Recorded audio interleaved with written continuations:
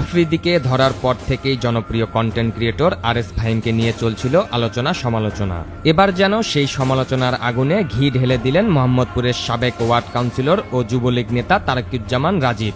নিজের verified Facebook পেজে RS ফাহিমকে আগামী দিনের যুবলীগের কাণ্ডারি ঘোষণা করে পোস্ট দিয়েছেন তিনি। মুহূর্তেই ভাইরাল হয়ে পড়ে সেই পোস্টটি। সেই পোস্টে আরএস ফাহিমের একটি মেসেঞ্জার চ্যাটের স্ক্রিনশটও ফাঁস করা হয়েছে।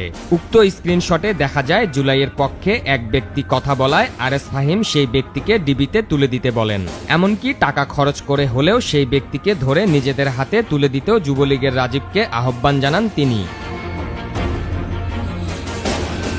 ছবিগুলো পোস্ট করে ফাহিমের উদ্দেশ্যে ক্যাপশনে রাজীব জুড়ে দেন, মোহাম্মদপুর ৩৩ নম্বর ওয়ার্ড যুবলীগের আগামী দিনের কাণ্ডারি তুই, আর আমার সবচেয়ে কাছের ডানহাত আরএস ফাহিম চৌধুরী। তুই ছিলি সবসময় আমার ভরসার শক্তি, যার উপর নির্ভর করে আমি এগিয়েছি, যাকে ধরে আনার আনতি।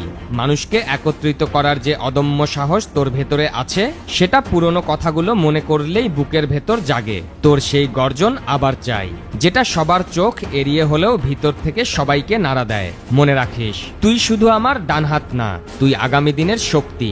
আফ্রিদি আর রাহির দায়িত্ব তোর কাঁধে। তাদের শেল্টার দিয়ে এগিয়ে নেয়ার ভার তুই বহন করবি। তুই দেখাবি সামনের পথ।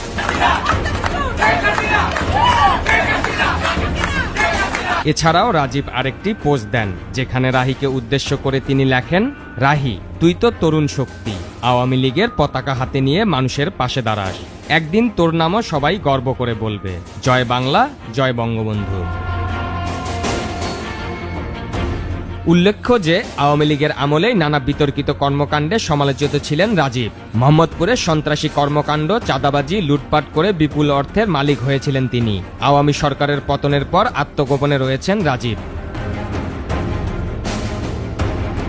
পারভেজ মোশাররফ, বৈশাখী সংবাদ।